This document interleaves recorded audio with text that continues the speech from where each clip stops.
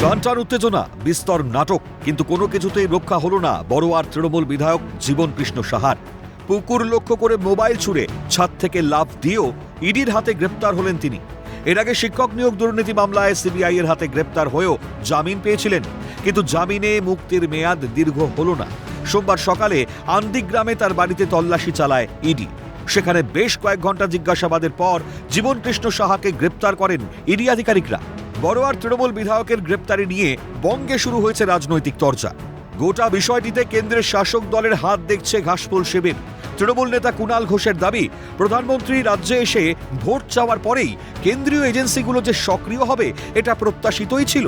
প্রধানমন্ত্রী ওই ভোটের কথা বলে যাওয়ার পর প্রধানমন্ত্রীর বাহিনী, কেন্দ্রীয় এজেন্সিগুলি যে সক্রিয় হবে এটা প্রত্যাশিত ছিল। বিজেপি সংগঠন বলে কিছু নেই, বিজেপির সংগঠন নেই, শাখা সংগঠন নেই, বিজেপির গণসংগঠন নেই। জীবন কৃষ্ণ সাহার গ্রেপ্তারিতে স্বভাবতই উৎফুল্ল গেরুয়া শিবির। রাজ্যের বিরোধী দলনেতা শুভেন্দু অধিকারীর দাবি, এবার মাথাকেও টানতে হবে। কৃষ্ণ সাহার কাছে থেমে থাকলে হবে না।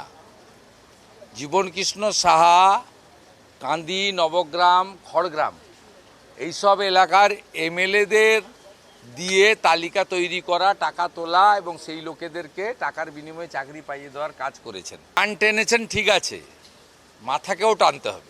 একই সুর বিজেপির রাজ্য সাধারণ সম্পাদক জগন্নাথ চট্টোপাধ্যায়ের গলায়। তার দাবি, যারা পশ্চিমবঙ্গে গত 10 থেকে 15 বছর ধরে চাকরির দোকান খুলে বসেছিল তাদের শাস্তির প্রক্রিয়া ত্বরান্বিত হবে। ইতিমধ্যে জীবন কৃষ্ণ সিবিআইয়ের মামলাতে জেলে ছিল, এবার এখন ইডি তার বাড়িতে গেছে।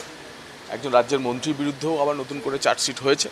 তো সব মিলিয়ে আমার ধারণা যে যারা পশ্চিমবঙ্গে গত 10-15 বছরে এখানে চাকরির দোকান খুলে যারা বসেছিল, এবার তাদের শাস্তি প্রক্রিয়া ত্বরান্বিত হবে। এদিকে বড়োয়ার বিধায়কের মোবাইল ফোন ছুড়ে দেওয়ার বিষয় সরব হয়েছে হাত শিবিরও। কংগ্রেস নেতা অধীর রঞ্জন চৌধুরীর দাবি, তথ্য প্রমাণ লুকোতেই ওনার এই মোবাইল নিক্ষেপ। নাম্বার পাওয়া যেতে পারে, সেই মোবাইল নাম্বার পেলে তার দলের আরও নেতা মন্ত্রী শান্তি, তাদের সঙ্গে তিনি চুরির ভাগ বন্টন করেছেন, দুর্নীতির ভাগ যাদেরকে যাদেরকে দিয়েছেন তার সঙ্গে কাদের কাদের কতটা গভীর সম্পর্ক সেগুলো হয়তো জানাজানি হয়ে যাবে। তাই মানে তথ্য প্রমাণ লুকিয়ে ফেলো, সেই লক্ষ্যেই এই মোবাইল নিক্ষেপ। অন্যদিকে কেন্দ্রীয় এজেন্সিগুলোর তদন্ত প্রক্রিয়া নিয়ে সরব হয়েছে বামেরা। সিপিআইএম এর রাজ্য সম্পাদক মোহাম্মদ সেলিমের দাবি, দুর্নীতির মাথাদের বিষয়ে ইডি, সিবিআই ও কেন্দ্রীয় সরকার নীরব রয়েছে। ইডি, সিবিআই, কেন্দ্র সরকার নাটবল্টুনে দেখছে কোথায় টাইট কোথায় ঢিলে। তো যেটা কোটা যে যন্ত্র, যে তন্ত্রটা আছে তার মাথায় যারা বসে আছেন, যারা পরিকল্পনা করলেন, যারা লাভ তুললেন বা তুলছেন, যারা এটাকে পরিচালনা করছেন, তাদের ব্যাপারে চুপ। লিপস অ্যান্ড বাউন্সের নাম এলো, কিন্তু সেখানে তো যাচ্ছেন ইডি, সিবিআই। তারা দেখতাম একটু ভাইপো নর্দমে পড়তো বা আদিগঙ্গায় পড়তো খালে মমতা, কিন্তু সেখানে সিবিআই যাচ্ছে না। এই দুর্নীতির রাঘব বোয়ালদের খুঁজে বের করতে হবে দাবি আইএসএফ বিধায়ক নওশাদ সিদ্দিকীর।